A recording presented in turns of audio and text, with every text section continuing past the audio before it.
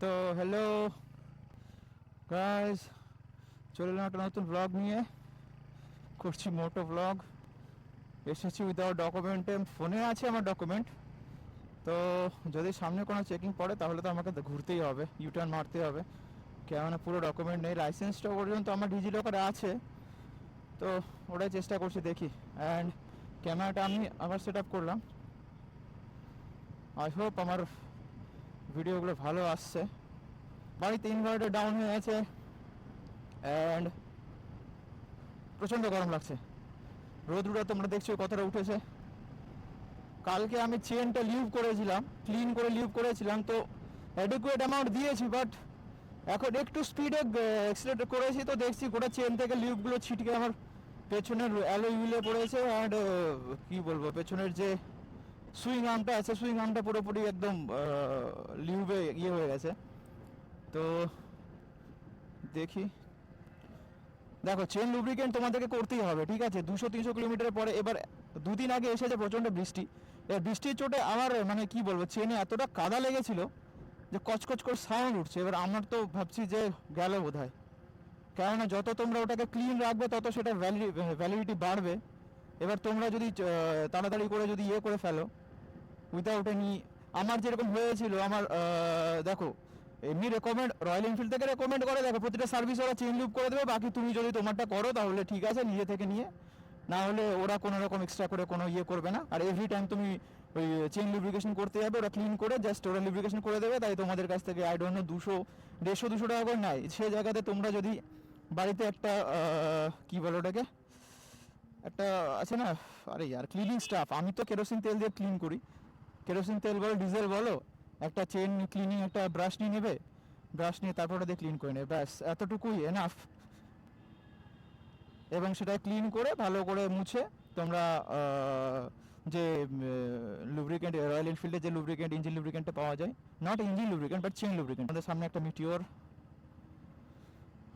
Meteor না I guess Thunderbird, হ্যাঁ Thunderbird. ভাই থান্ডারবার্ডটা একটা সময় বেরিয়েছিল, বাট তারপরে সেটা আই ডোন্ট নো বেশি মার্কেটে হয়েছে কিনা, মার্কেট করতে পেরেছে কিনা, আমার খুব একটা পছন্দ না। এর চেয়ে ভালো তোমার মিটিওরটা তোমরা যদি নিতে পারো, আই গেস মিটিওরটা। আমি একটু রাইডে যাবো, রাইট সাইডে তো। ওফ, এই ট্রাকটাও রাইটে ঘুরছে, পেছনে টোটো আছে। চলো কাকা, সাবধানে চলো। বেরোলাম আমি।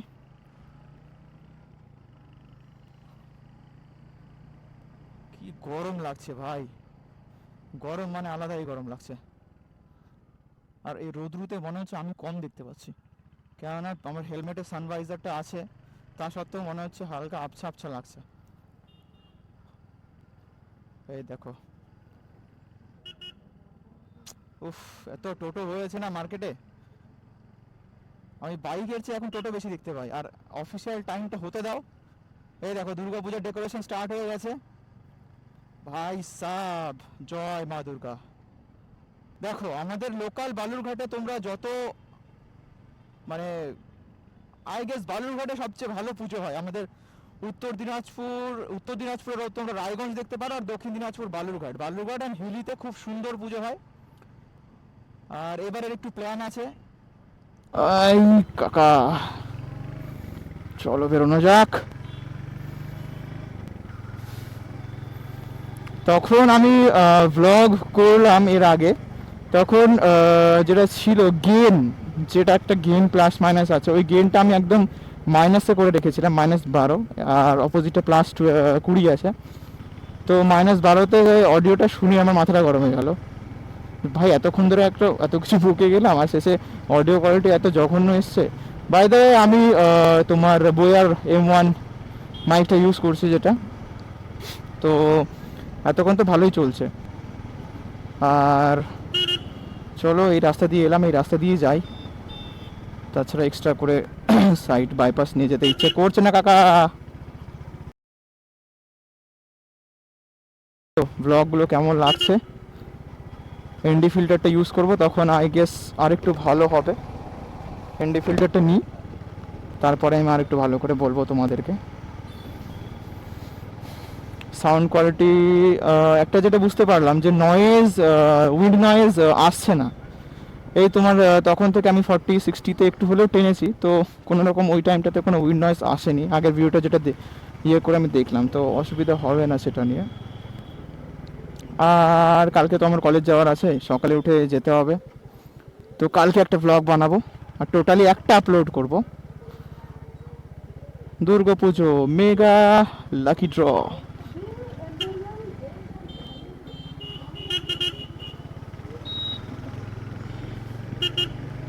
গাড়ি আমার রিজার্ভে চলছে, নট রিভার্স, রিজার্ভে চলছে।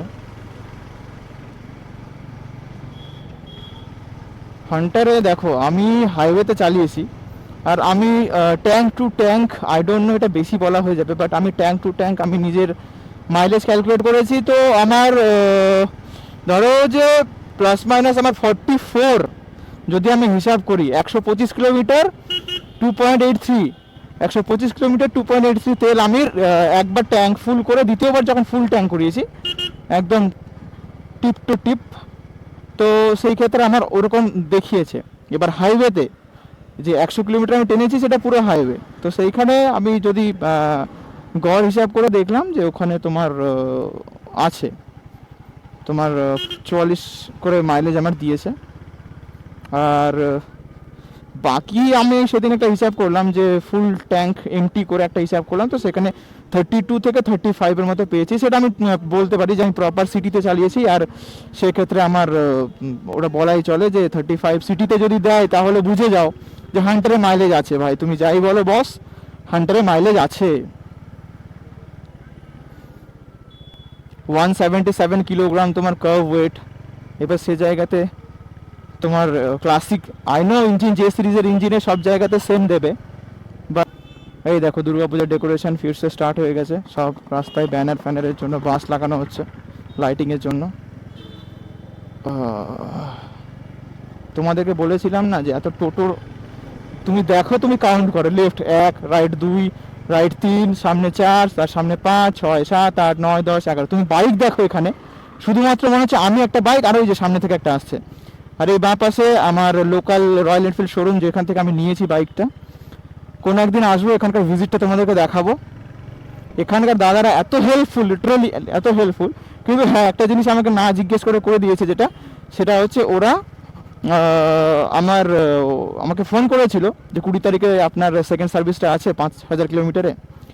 তো আমি বলেছিলাম যে আমি বাইরে আছি বা বাইরে থাকবো, বাইরে একটা ট্রিপ আছে। এখন যেরকম আমার চলছে ধরো 4596 কিলোমিটারে, ঠিক আছে, তো একটা ট্রিপ আছে ছোটোখাটো, তো 200-400 কিলোমিটার আই গেস হয়ে যাবে ওটাতে 5000। তো ওরা আমাকে না বলে 20 তারিখে ওরা স্লট বুক করে দিয়েছে। তো এখন তোমরা যদি এখন বলো কথাটা, তাহলে মানে কি করে হয়? আমি মানে জানি ওদের সার্ভিসে ওদের যা ইয়েটা থাকে, প্রফিটটা থাকে, কিন্তু তা সত্ত্বেও আমি জাস্ট সেদিন একটা মেসেজ এসেছে আমার ফোনে যে 20 তারিখে আপনার জন্য এটা স্লট বুক করা হয়েছে সেকেন্ড সার্ভিসে। তো ওটা আপনাদের ইয়ে হবেই, ধরো তোমাদের ওটা ইয়ে করাই যাবে, ওটা নিয়ে চাপ নেই, যে ওরা করেছে মানে যে সেটা করতেই হবে, সে 2-4 দিন আগে পেছনে হলে।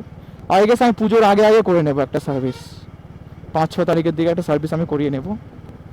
তো ওটাই, যতটা সার্ভিস তোমরা টানবে ততটা তোমার আই বাপরে কাকা ভাই সাব, সত্যি একটা লম্বা ট্রিপ করতে ইচ্ছে করছে, বাইক ট্রিপ। আরেকটা গ্রুপ আছে, ওদেরকে শিলিগুড়ি থেকে পিক আপ করবো, আর আমরা তো এখান থেকেই যাব, ধরো রায়গঞ্জ থেকে ট্রেনে যাব, তো রায়গঞ্জ থেকে যেতে হবে আমাদেরকে। তো ওইটা একটা মজা হবে, আর্লি মর্নিং বেরোবো, ব্যাস ঠান্ডা ঠান্ডা বেরোবো, তারপর একদম পাহাড়ে দার্জিলিং না কার্শিয়াংয়ে থাকার আমাদের প্ল্যান হয়েছে। তো সেটা একটা ব্যাপার আছে। ভাই তোমাদের একটা কথা বলি, তোমাদের আমি ভাবছি যে মোটো ব্লগটা ঠিক আছে, ফিজিক্যাল ভিডিও ছাড়ি, বুঝলে? জানি না তোমাদের রেসপন্স কেমন হবে, বাট আশা করি ভালোই হবে। তোমরাও ব্লগ দেখবে, এই বলে এই না যে মুভির মতো ব্লগের মাঝখানে আমি একটা মিউজিক ভিডিও চালু করে দিলাম, জাস্ট শর্টস, ইউটিউব শর্টসে ছাড়বো। তোমরা জাস্ট আমাকে জানিও কেমন কি, আমাকে একটা করে কমেন্ট করে দিও, তাতেই বুঝে যাবো। চার্জ নেই অ্যাকচুয়ালি, আমার ডিজিআই চার্জ নেই।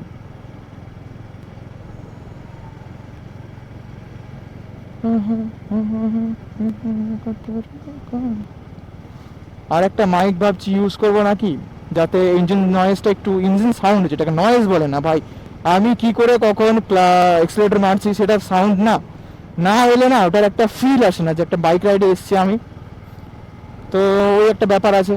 তো ওটা হলে তো ভালোই, শুনতেও তোমাদেরও ভালো লাগবে। তো ভাবছি একটা অক্সিলারি একটা সেকেন্ড একটা মাইক নিয়ে এক্সস্টে ওখানে বা পেছনের সাইডটাতে পকেটে হোক বা যেখানে হোক একটা সাউন্ড যেখান থেকে ভালো আসবে ওই জায়গাটাতে ভাবছি ওটা লাগিয়ে নেব। ওটাই তো ভালো হবে জিনিসটা, সাউন্ড এফেক্টটা ভালো আসবে। এর আগে হয়তো আজ যাবো না, আমি এখান থেকে জাস্ট আমি ইয়ে করে নিই। চলো পরে দেখা হচ্ছে আবার।